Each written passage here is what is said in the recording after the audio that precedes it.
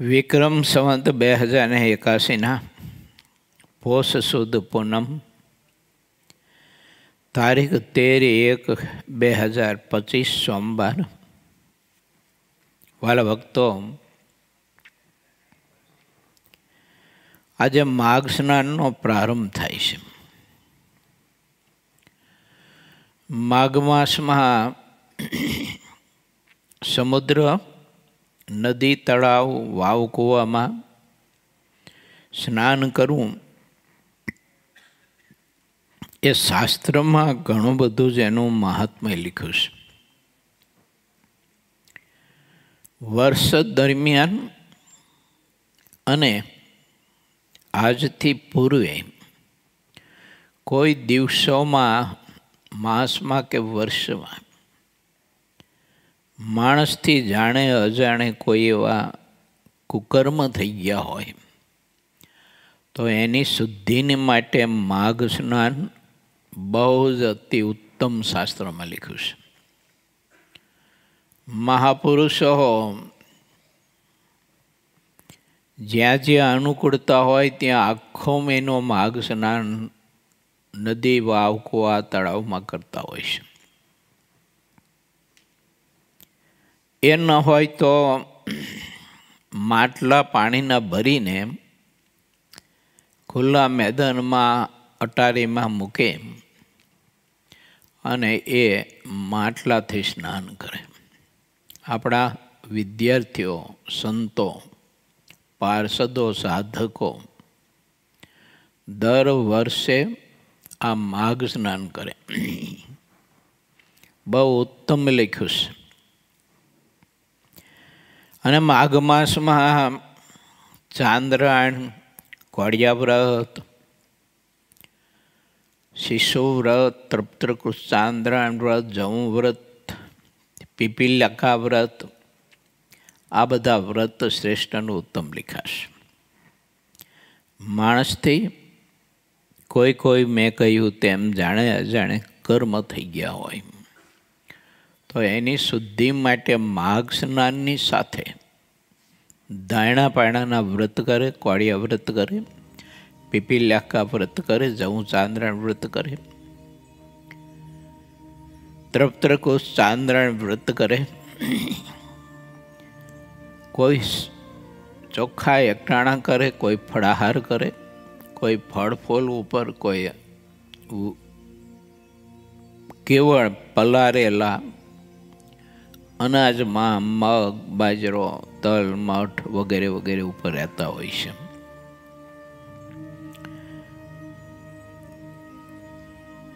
માટે વાલા ભક્તો,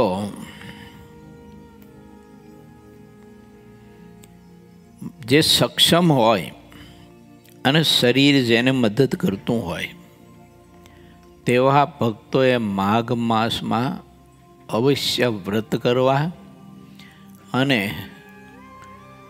સ્નાન કરવા માટેનો વિધિ જે બતાવ્યો છે તે પ્રમાણે સ્નાન કરવું. ઘણા બધા એવા પવિત્ર તીર્થસ્થાનો હોય છે, એમાં ભક્તો સ્નાન કરતા હોય છે.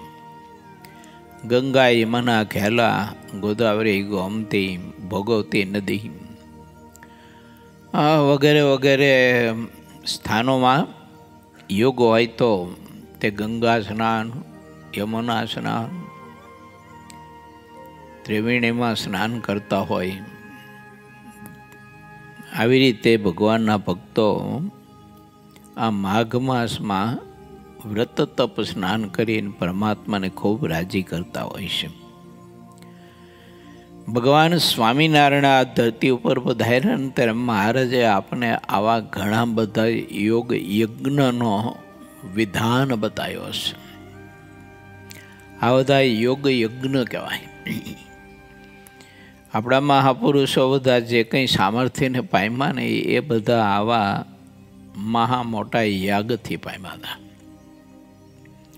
તો બહુ તપસ્યા કરતા મહાપુરુષો. હવે એ આ કડકડતી ઠંડીમાં માટલાથી સ્નાન કરવું, સમુદ્ર કે પછી સરોવરમાં કે નદી કે વાવ કૂવામાં સ્નાન કરવું, એ તો કેટલું બધું પાણી ઠંડુ હોય, બરફ જેવું, ને એમાં કૂવાનું તો ઓછું હોય, કારણ કે શિયાળામાં કૂવાનું પાણી સહેજ સ્વાભાવિક થોડુંક ગરમ હોય. પણ તળાવ કે નદીનો ક્યાંક ધરો વેરો હોય અથવા ચાલુ નદી હોય કે સમુદ્ર હોય તો એનું પાણી એટલું બધું ઠંડુ હોય. પણ તોય મહાપુરુષો ભગવાનને રાજી કરવા માટે આ બધા વ્રત કરતા હોય છે. તો મહારાજે આવા બધા યજ્ઞ આપણને બતાવ્યા છે, અને એ પૈકીના યજ્ઞમાં ભગવાન સ્વામિનારાયણે ડભાણમાં મહારુદ્ર યજ્ઞ કર્યો હતો. સંવત 1866ની સાલમાં આ માઘ માસના પવિત્ર દિવસોમાં જે રૂપાળા ઘનશ્યામ મહારાજના 9મા વાર્ષિક પાટોત્સવ અંતર્ગત શ્રીમદ સત્સંગી જીવનના દ્વિતીય પ્રકરણની કથાના અંતર્ગત આપણે સૌ કોઈએ સ્ટેજ ઉપર એ દર્ભપુરીમાં ભગવાન સ્વામિનારાયણે યજ્ઞ કર્યો અને એની દર્શનની ઝાંખી આપણે સૌ કોઈ કરી હતી. અને સ્ટેજ ઉપર સંતોએ સરસ મજાની વ્યવસ્થા નીલકંઠ સામે ગોઠવી અને આપણને એ ડભાણના યજ્ઞના દર્શનની ઝાંખી કરાવી હતી.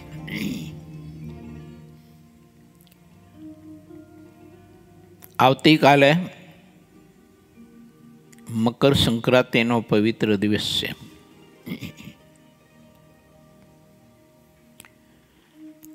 ધર્મ માસની સમાપ્તિ છે. મકર સંક્રાંતિનો દિવસ એટલે બહુ જ મહાતરી અતિશય પુણ્યનો દિવસ છે.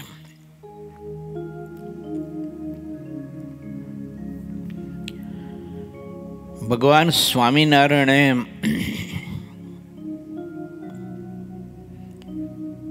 મકર સંક્રાંતિનું મહાત્મય ગઢપુરમાં પોતાના ભક્તો પાસે ખૂબ જ ગાયું હતું. સદગ્રસ્તો માટે મકર સંક્રાંતિના દિવસે પુણ્યદાન કરવું તે બહુ જ મહામોટા યજ્ઞ કરતા પણ અતિશય પુણ્યદાયી બતાવ્યું છે. પછી પોતાની શ્રદ્ધા પ્રમાણે કોઈ પવિત્ર સંતો બ્રાહ્મણો હોય, કોઈ એવા ગરીબો હોય તો પોતાની શ્રદ્ધા પ્રમાણે એને અન્નદાન, વસ્ત્રદાન, સુવર્ણદાન, ભૂમિદાન, ગાય દાન, આ વગેરે વગેરે બધા દાન બતાવ્યા છે. તે મકર સંક્રાંતિના પવિત્ર દિવસે એ દાન કરવાથી એને અનેક ગણું ફળ પ્રાપ્ત થાય છે. આપણા શાસ્ત્રોમાં એનું વર્ણન લખ્યું છે. એમાં ખાસ કરીને ગ્રામ્ય વિસ્તારોમાં બહેનો તલના લાડવા બનાવી અને દાન કરતા હોય છે. એમાં પૈસો મૂકે. પહેલાં એવું હતું કે પૈ કે 2 પૈસા, 5 પૈસા, 10 પૈસા કે 25 પૈસા કે 50 પૈસા એ લાડુમાં મૂકતા અને એ લાડુનું પછી દાન કરતા.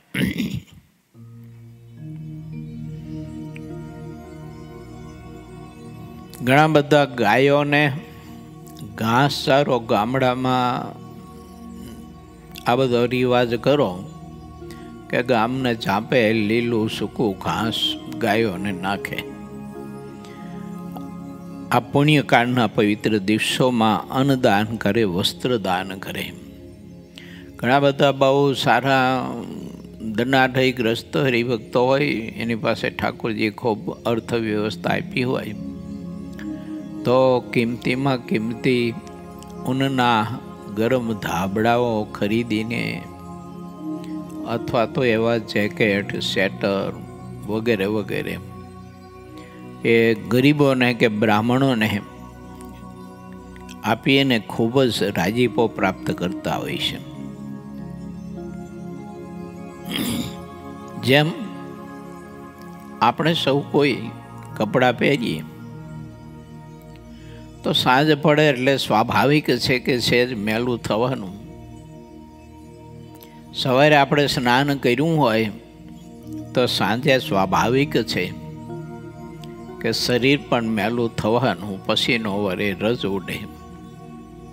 આ વગેરે વગેરેથી તો સ્નાન કરવાથી શરીરની શુદ્ધિ થાય, કપડાને ધોવાથી કપડાની શુદ્ધિ થાય. તેમ જે સદગ્રસ્ત ધન સંપત્તિ કમાતા હોય જે વ્યવસાયના માધ્યમે, તો એમાં ઘણી બધી અશુદ્ધિ થવાનો સંભાવ છે.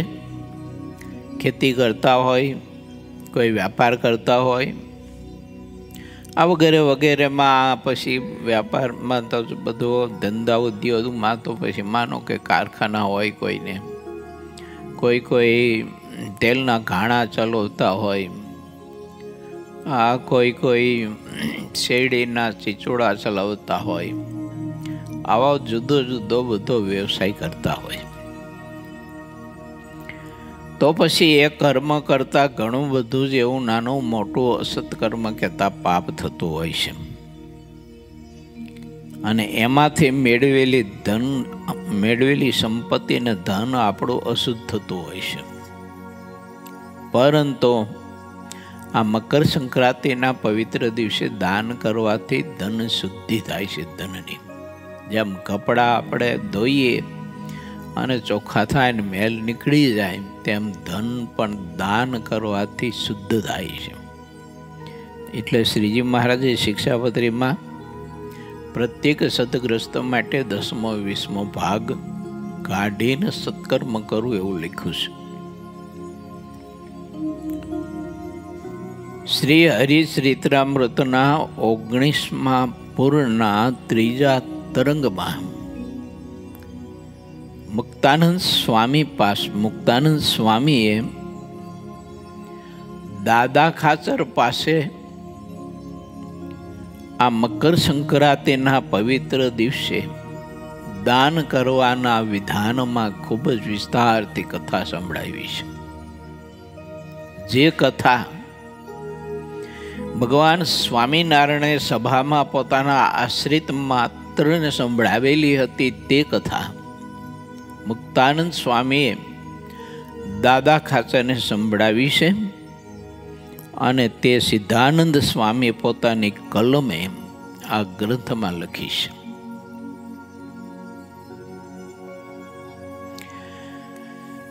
સિદ્ધાનંદ સ્વામી એવું લખે છે કે અમુક લોકો સંતોની સન્મુખ કોઈ રીતે ચાલે એમ નથી.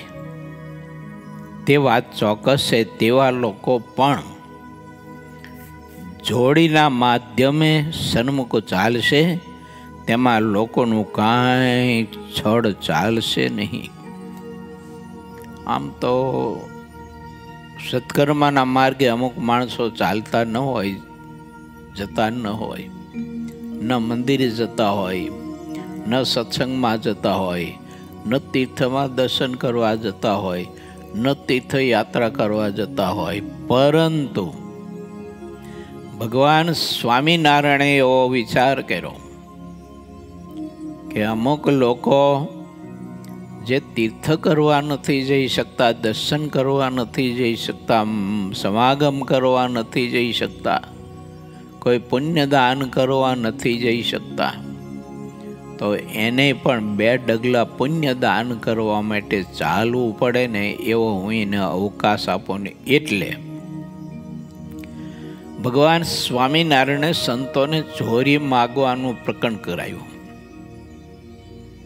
અને સંતો સદગ્રસ્તને ઘેર જોરી માગવા જાય, નારાયણ હરે સચ્ચિદાનંદ પ્રભો એમ બોલી અને ઘરના આંગણે ઊભા રહે. એટલે ઓલાને 2 ડગલા ચાલી અને મુઠ્ઠી અનાજ, ચપટી, લોટ અથવા જે કંઈ હોય પોતાના ઘરમાં અનુકૂળતા, તેનું દાન સંતોની જોરીમાં નાખવા માટે 2 ડગલા ચાલે ને, તો એને મહા મોટા અશ્વમેઘ યજ્ઞ જેવું ફળ એક ડગલે મળે છે. એક ડગલે અશ્વમેઘ યજ્ઞ કરે ને એનું જે ફળ મળે ને એવું ફળ મળે છે, એવું લખ્યું છે આમાં. કારણ કે સંતો જ્યારે જોરી માગવા માટે આવે ત્યારે આપવા માટે સંતોની સન્મુખ માણસ જેટલા પગલાં ચાલે છે તેને એક એક પગલે આવું મહાયજ્ઞનું પુણ્ય થાય છે. તમારા જેવા સંતને માટે જેટલા લોકો સારી ભાવનાએ સહિત જેટલું કરશે તેને તેટલું અપાર પુણ્ય થાય છે. મહારાજે આ વાત કરી છે સંતોની સભામાં, ભક્તોની સભામાં. ત્યારે મહારાજે કહ્યું કે હે પરમહંસો સંતો, તમારા જેવા સંતોની આ પુણ્યકાળના પવિત્ર દિવસમાં અથવા તો કોઈ પણ દિવસો, ચાલુ દિવસો હોય, ગમે તે હોય વર્ષમાં, પણ તમારા જેવા સંતોની છોરીમાં કોઈ ચપટી આટો નાખશે ને તો એને મહા મોટા યજ્ઞનું ફળ પ્રાપ્ત થાય છે. અને અમદાવાદની પ્રત જેતલપુરનું ચોથું વચનામૃત મહારાજે એમાં બહુ સ્પષ્ટ બતાવ્યું છે. મહારાજ કે તમ જેવા ધર્મ નિયમે યુક્ત એવા જે સંત, એની વાત જ મહારાજ કે નોખી છે. એ તો તમે જે સરોવરમાં સ્નાન કરો અને પગ બોળો તે તીર્થરૂપ થાય છે. તમે જે વૃક્ષની નીચે બેસો તે પણ તીર્થરૂપ થાય છે. જે વૃક્ષના ફળ ફૂલ તમે ઉપયોગમાં લ્યો તો પણ એનું પરમ કલ્યાણ થાય છે. તમને કોઈ ભાવે કરીને ભોજન કરાવે, ભાવે કરીને કોઈ વસ્ત્ર ઓઢાડે તો મહારાજ કે કોટી યજ્ઞનું પુણ્ય થાય છે. વાંચજો તમે. જેતલપુરનું 5મું અને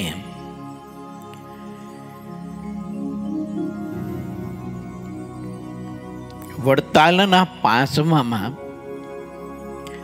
નિત્યાનંદ સ્વામીના પ્રશ્નથી મહારાજે આ મહાત્મ્ય સમજાવતા કહ્યું છે કે ભગવાનને અર્થે જેમ 5 રૂપિયાનું ખર્ચ કરીને થાળ કરીને જમાડે, એ જ રીતે ભગવાનના ભક્તને અર્થે જો 5 રૂપિયાનું ખર્ચ કરી અને થાળ કરીને જમાડે તો મહારાજ કે 100 જન્મે કસર ટળવાની હોય તે આના જન્મેની કસર ટળી જાય અને જીવ આત્યંતિક કલ્યાણને પામી જાય. એટલે લખે છે સિદ્ધાનંદ સ્વામી કે તમારા જેવા સંતને માટે જેટલા લોકો સારી ભાવનાએ સહિત જેટલું કરશે તેને તેટલું અપાર પુણ્ય થાય છે. મિથ્યા ગુરુથી તો કાંઈ પુણ્ય મળતું નથી.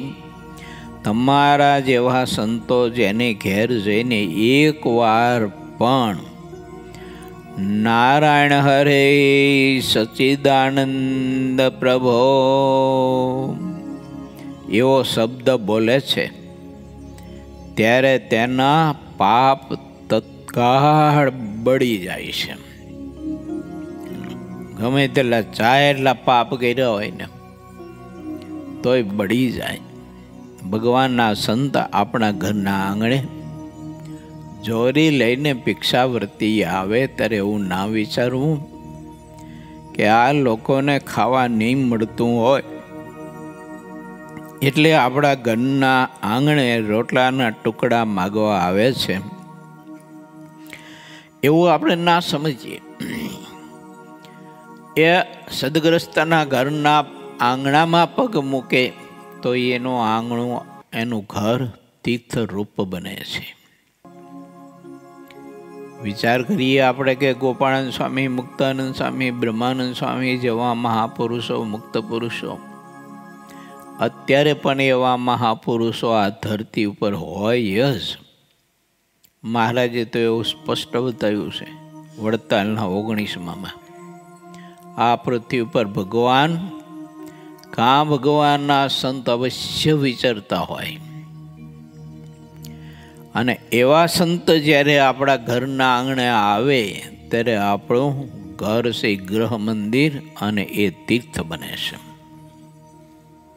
પણ મહાત્મા જોઈએ, આપણને મહિમા જોઈએ મહિમા એ સહિત જો જીવ આ રીતે ભગવાનના સંતને પૂજે છે, પૂજવાનો અર્થ છે એવો કે સંતને જ્યારે જે જરૂર હોય તે પ્રમાણે તેની સમય જોઈને, અવસ્થા જોઈને એની સેવા પરિચર્યા કરવી, આ એનો અર્થ છે ભગવાનના સંતને સેવવાનો. તો એવી રીતે ભગવાનનો ભક્ત ભગવાનના સંતને સેવી અને રાજી કરતો હોય છે.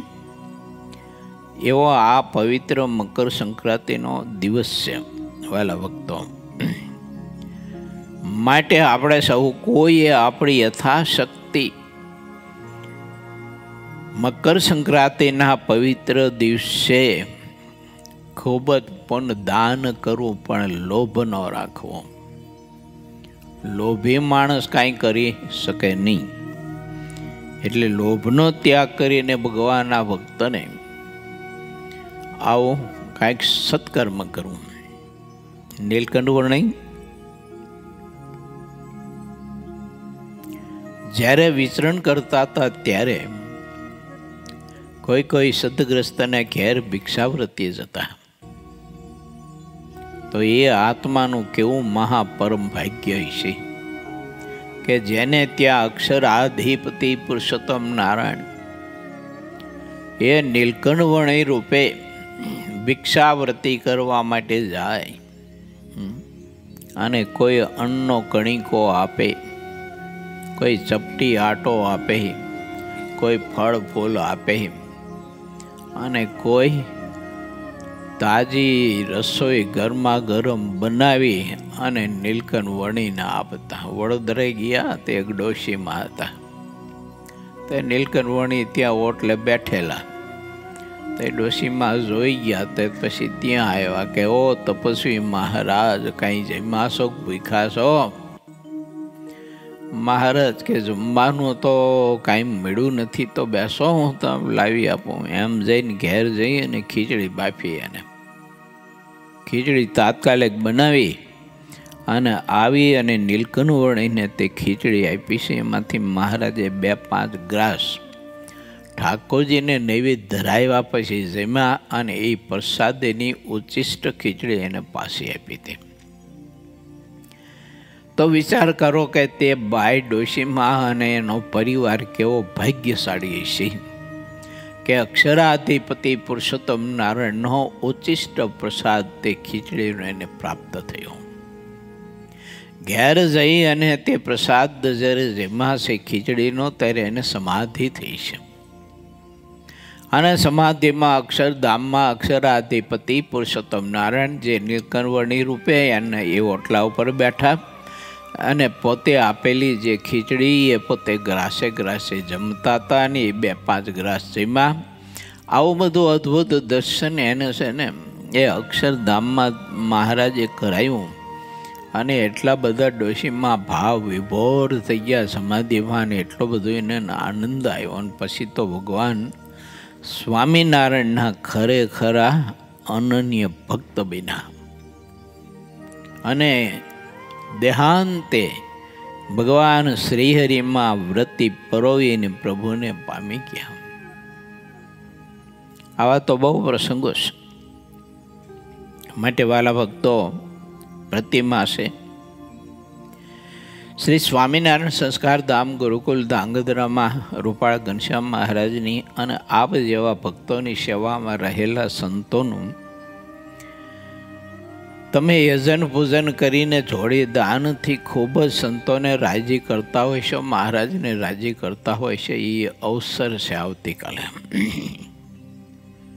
માટે પ્રત્યેક હરિભક્તોએ પોતપોતાની શક્તિ પ્રમાણે આ અવસર છે તો જોરી દાન અવશ્ય ને અવશ્ય ભગવાનના ભક્તોએ કરવું.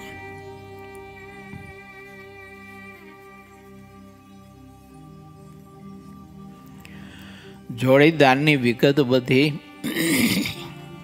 લગભગ તમને બધાને ખબર હોય છે. અને એ રીતે સંતોએ વ્યવસ્થા કરી અને કંઈક મોબાઈલમાં ક્લિપ બનાવીને મોકલી છે, એટલે એ જોઈ લેજો. અને એ પ્રમાણે જોરી દાન સંતો તમારા ઘરને આંગણે આવે ત્યારે અવશ્ય જોરી દાન કરજો. મારે તો મહુવા પ્રતિષ્ઠા મહોત્સવ ચાલી રહ્યો છે, એટલે તે ઉત્સવમાં જવાનું હોવાથી આ ઉત્તરાયણ ઉપર તમારે ત્યાં જોરી માટે હું તો આવી શકું એમ નથી, પણ બધા સંતો પાર્ષદો આવશે.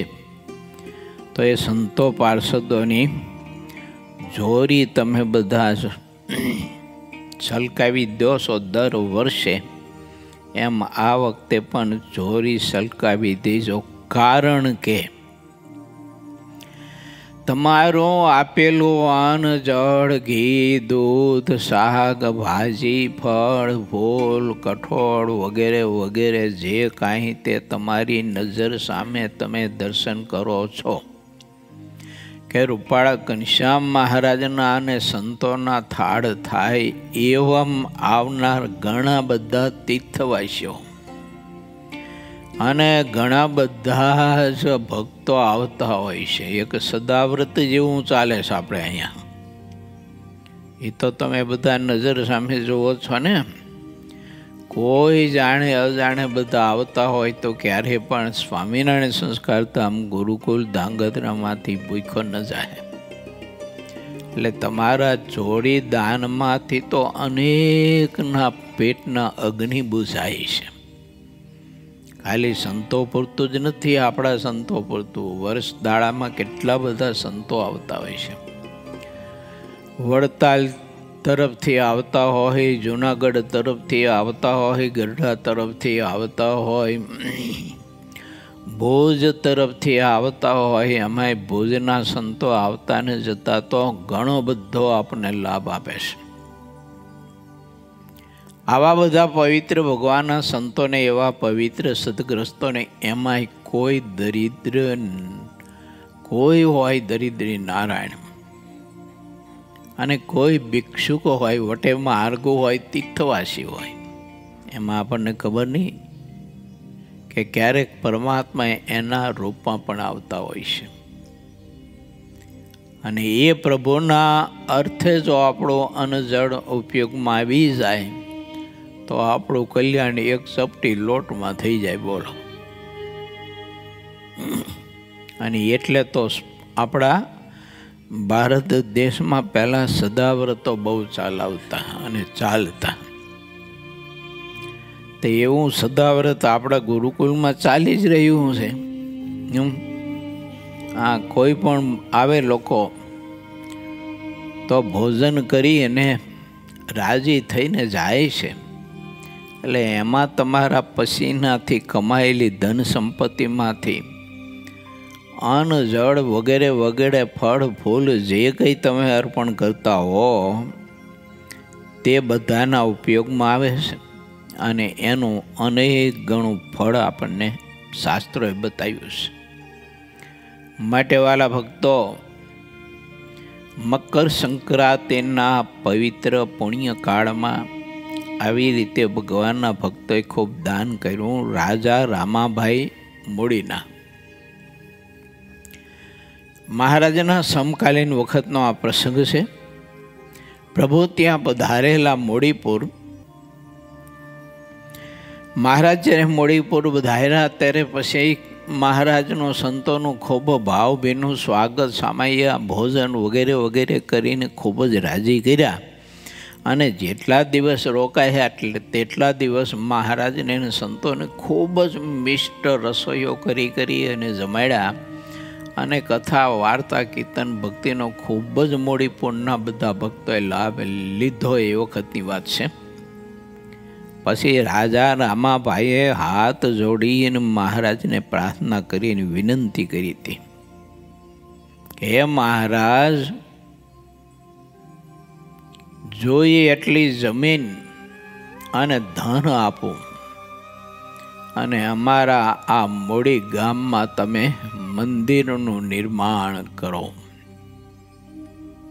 સત્સંગમાં સંપ્રદાયમાં મંદિર કરવા માટે ભૂમિદાનનો સંકલ્પ જો કર્યો હોય પ્રથમ વાર તો રાજા રામાભાઈ મોડીપુરના હતા. મંદિર ભલે છેલ્લે થયું, બ્રહ્માનંદ સ્વામીએ છેલ્લે મંદિર કર્યું, પણ ભૂમિદાનનો સંકલ્પ પહેલો થયો.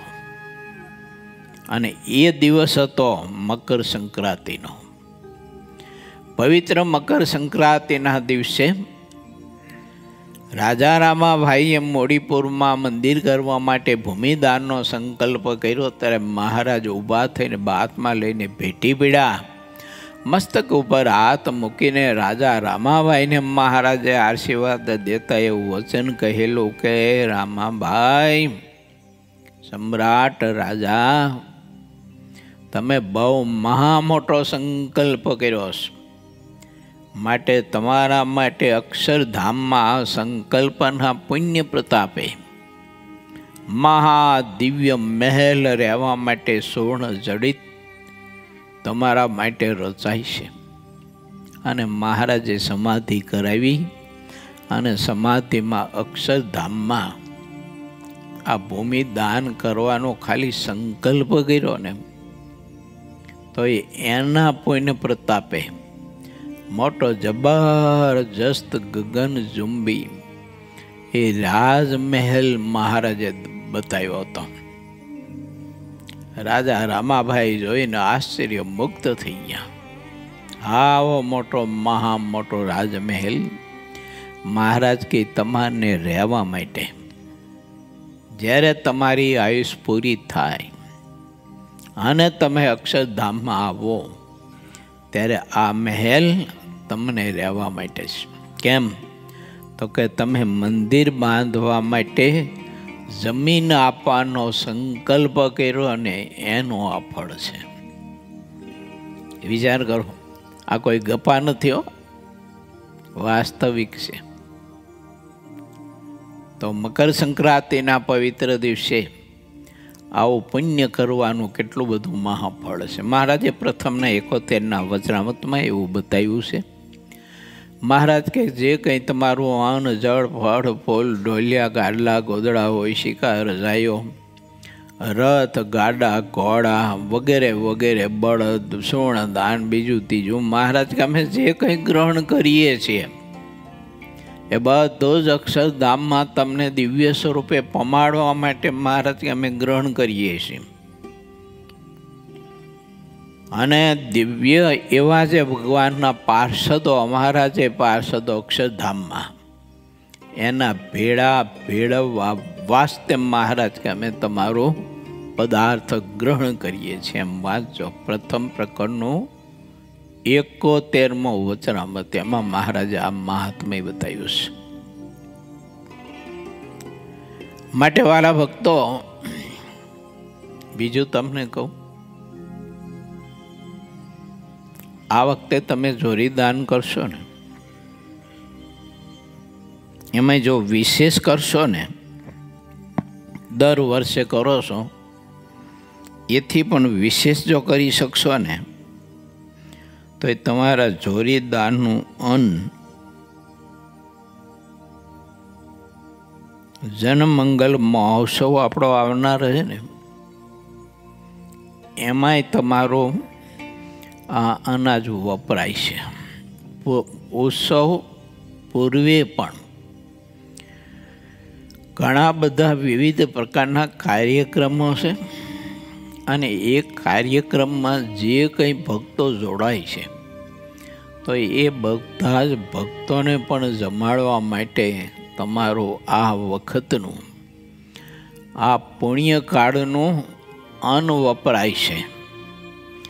બાકી આ વખતે તો એટલા વાસ્તે જ બહુ મહા મોટો યોગ છે. માટે પ્રત્યેક હરિભક્તોએ આ પુણ્યકાળમાં સારી રીતે સારું એવું ને મહારાજ રાજી થાય, સંતો ભક્તો રાજી થાય એવું કાંઈક સત્કર્મ પુણ્યદાન કરવા માટેનો સંકલ્પ કરજો. સંતો પહોંચાય છે એટલા તમારા ઘરના આંગણે આવશે. ન પહોંચાય દેશ દૂરમાં રહેતા હોય, વિદેશમાં રહેતા હોય. વિદેશમાં તમે ચોરી માગવા જઈ ન હોય કે અમારે લંડન ચોરી માગવા આવવું હોય, જઈ હોય તો કેવી રીતે આવવું હોય? એમાં સમુદ્ર આડો છે, તરતા આવડતું નથી. પરંતુ ઘેર બેઠા તમે સંકલ્પ કરો. મોટા મોટા શહેરોમાં બધા ભક્તો રહેતા હોય, સુરત, અમદાવાદ, રાજકોટ, મોરબી, વડોદરા, સુરેન્દ્રનગર વગેરે વગેરે. આમ વિસનગર બાજુ ને આમ મહેસાણા બાજુ, તો એ બધા ભક્તો સંકલ્પ કરી અને ભગવાનનો રાજીપો પ્રાપ્ત કરવો. ચાલો હવે સાગર કથામાં આપણે પ્રવેશ કરીએ. પૂર 22મો, તરંગ 12મો, ગઢડા મધ્ય પ્રકરણનો 8મો વચનામૃત. એકાદશીનું વ્રત કરવાની રીત બતાવે છે મહારાજ. શ્રાવણ સુધી 12ને દિવસ પ્રાતઃકાળે સ્વામી શ્રી સહજાનજી મહારાજ દાદા ખાચરના દરબારમાં વાસુદેવ નારાયણના મંદિર આગળ ચાકડા ઉપર વિરાજમાન હતા.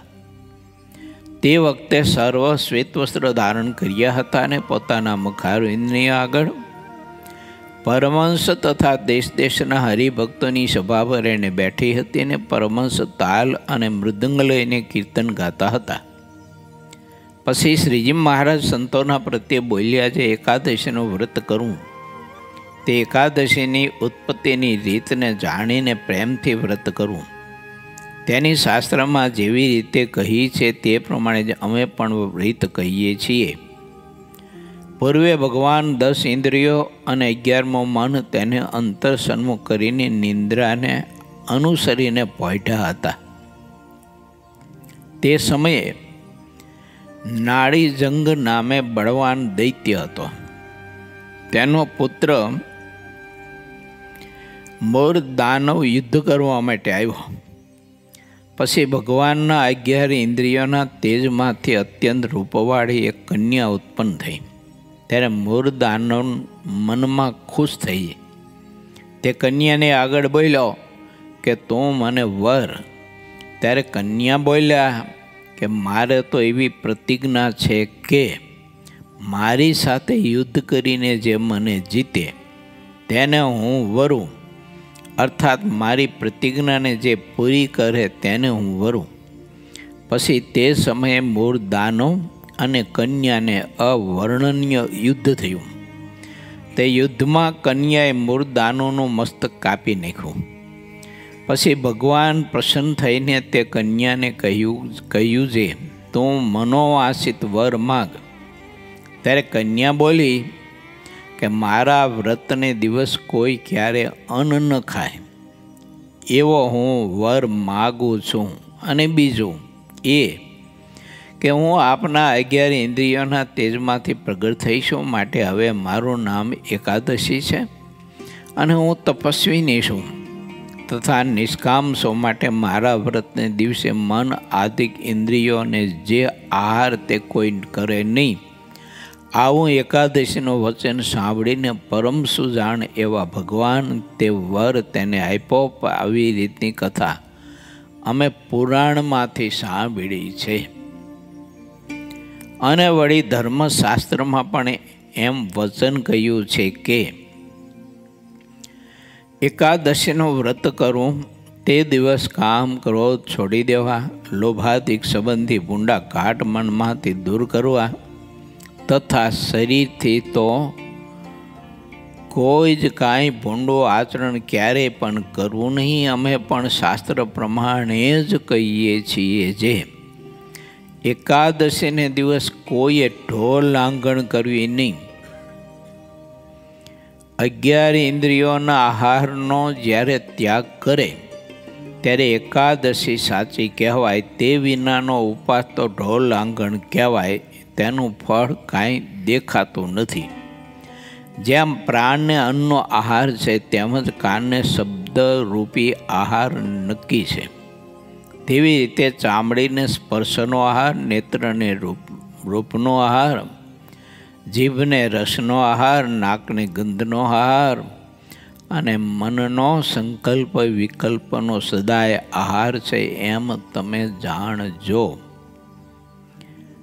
આ રીતે ભગવાનના ભક્તને એકાદશ ઇન્દ્રિયોને નિયમમાં રાખીને વ્રત કરવું.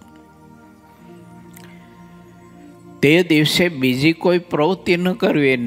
બીજી પ્રવૃત્તિ ન કરવાનો મિનિંગ એમ છે કે બીજા કોઈ ભૂંડા ગાઢ સંકલ્પ ન કરવા, કોઈની નિંદા ન કરવી, જગત સંબંધી વાર્તા ન કરવી, ન સાંભળવી,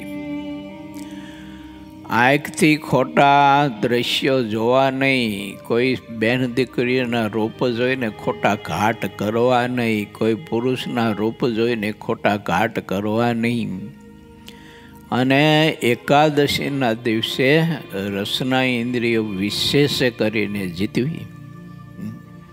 બને તો નિરાહાર વ્રત કરવું, નિર્જળા વ્રત કરવું. એમ ના શરીર ખમી શકતું હોય તો મધ્યાહન સમયે એક વખત ફળાહાર કરવું, અથવા કેવળ ફળ ઉપર રહેવું, દૂધ ઉપર રહેવું. પણ એકાદશીના દિવસે ભગવાનના ભક્તોએ અનાજ ન ખાવું.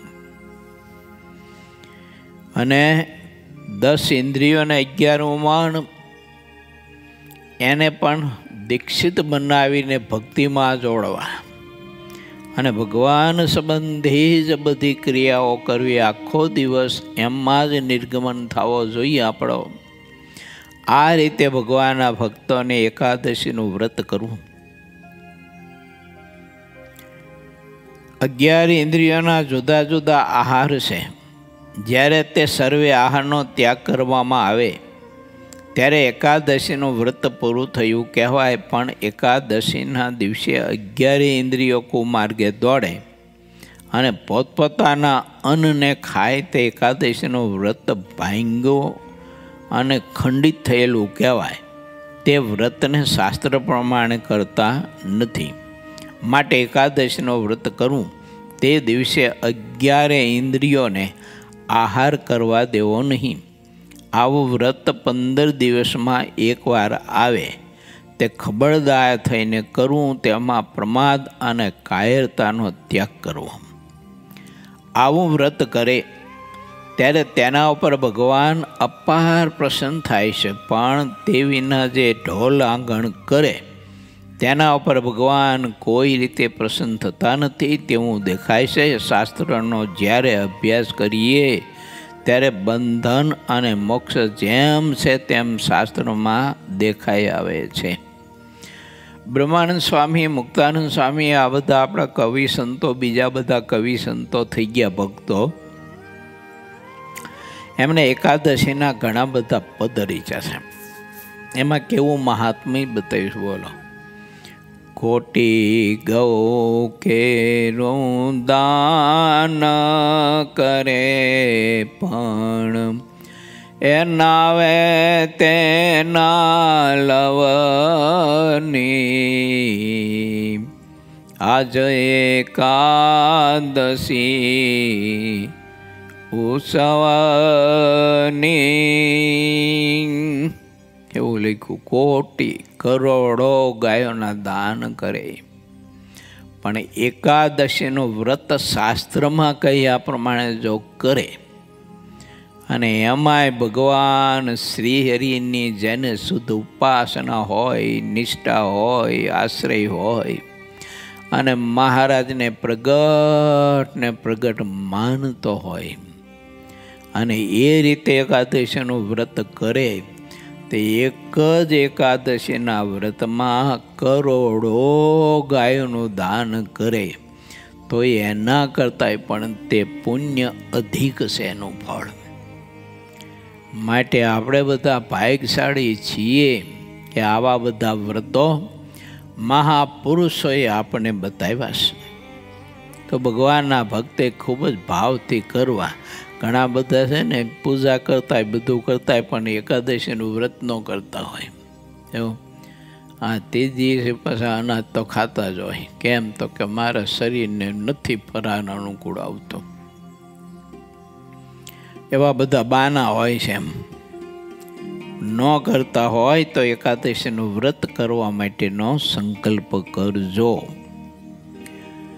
જેને વ્યાસ આદિક મોટા મુનિઓના વચનમાં વિશ્વાસ નથી તેને નાસ્તિક બુદ્ધિવાળો જાણવો તે અસુરોનો વંશ છે તેમ જાણવું. આ એકાદશી આવા બધા પર્વના દિવસો છે ને, એવા વ્રતના ઘણા બધા નિષેધ કરતા હોય છે લોકો. કહેવાતા હોય બહુ મોટા જ્ઞાની, કહેવાતા હોય મોટા શાસ્ત્રવેતા, પણ એકાદશી જેવા પવિત્ર વ્રતના લોકો નિષેધ કરતા હોય છે. મહારાજ ના પાડે છે, ભગવાન વ્યાસની કલમે લખાયેલા ગ્રંથો પણ ના પાડે છે કે એકાદશીના વ્રતનો ભંગ કદી કરવો નહીં.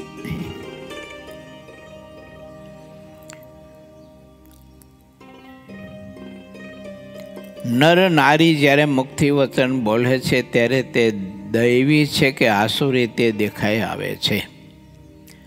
જે દૈવી મનુષ્ય છે તે ભગવાનને ઈષ્ટ માને છે ને જેટલી શુભ નીતિની વાતો હોય તેને તે ભગવાનની વાતો છે તેમ દેખે છે. જે આસુરી લોકો છે તે ભગવાનને માનતા નથી ને ભગવાનના દ્રોહની ઈષ્ટના રૂપમાં માને છે. જેટલી અશુભ અથવા અનીતિ ભરેલી વાત હોય છે તે તેમને અતિશય રૂચે છે. તેમજ ભગવાન સંબંધી જેટલા વ્રત છે તેને આસુરી લોકો કરતા નથી. આસુરી જેઓના જે વ્રત છે તે ભગવાન સંબંધી વ્રતોથી સાવ જુદા હોય છે. આમ દૈવી આસુરીની કોઈ વાત મળતી આવતી નથી. શાસ્ત્રના જેટલા મોક્ષપરક વચન છે તેને મોક્ષભાગી જીવો ગ્રહણ કરે છે. આ ભૂમિ ઉપર સર્વે ગ્રંથો ચિંતામણી અને કલ્પવૃક્ષ સમાન છે. શ્વેતદીપમાં જે નિરન મુક્તો રહ્યા છે તેઓ ભાવયુક્ત થઈને હંમેશા એકાદશીનું વ્રત કરે છે.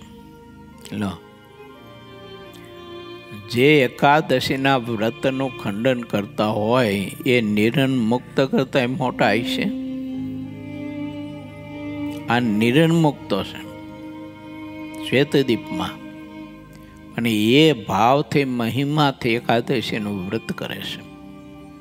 મોટા મોટા ઋષિઓ તપસ્વીઓ એકાદશીનું વ્રત ખૂબ જ ભાવ અને મહાત્મયથી કરતા હોય છે. માટે મહારાજે આમાં સ્પષ્ટ બતાવ્યું છે કે એકાદશીના વ્રતનું કોઈ ખંડન કરતા હોય તો મહારાજ કે ન શું જાણવો. આસુરી જાતના હોય એને કંઈ આવા બધા વ્રત કરવાના આવતા નથી.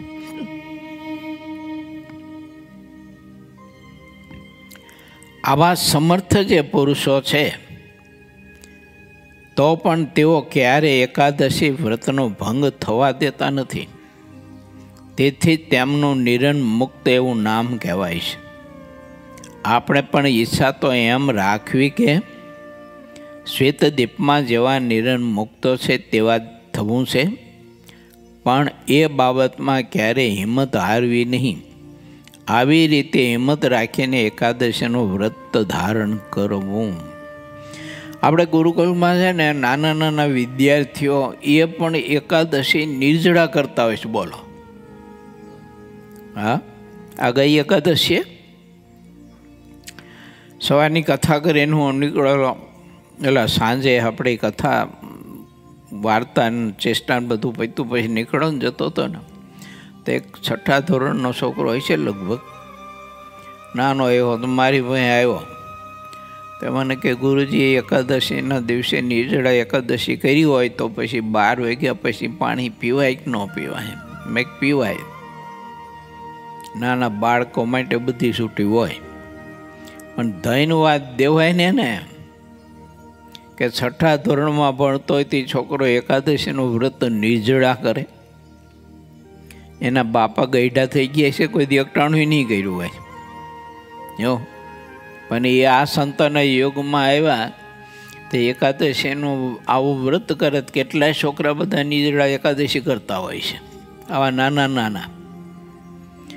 માટે આપણે ભગવાનના ભક્તને શરીર ખમે તો આગ્રહપૂર્વક આવા વ્રત કરવા.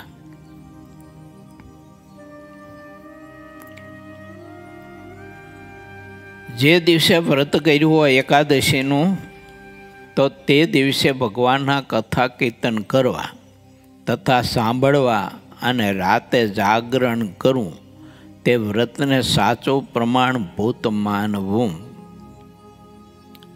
શાસ્ત્રમાં તેનું જ નામ એકાદશી કહેવાય છે. આટલી વાત કરીને શ્રીહરિ મૌન થયા. પછી સંતો કીર્તન ગાવા લાગ્યા. ત્યારે ફરી શ્રીહરિ જે વાત કરવા લાગ્યા તે હવે હું કહું છું. તે વાત 13મા તરંગમાં હવે આવશે, આવતીકાલે. જાગરણના 3 પ્રકાર છે: ઉત્તમ, મધ્યમ ને કનિષ્ઠ. રાત્રે 9 વાગ્યા સુધીનું જાગરણ કનિષ્ઠ, 12 વાગ્યા સુધીનું મધ્યમ અને સવારના 4 વાગ્યા સુધીનું જાગરણ ઉત્તમ લખ્યું છે. એટલે ભગવાનના ભક્તને એકાદશીના વ્રતના દિવસે આ રીતે ભગવાનના નામ સંકીર્તન સાથે જાગરણ કરવું.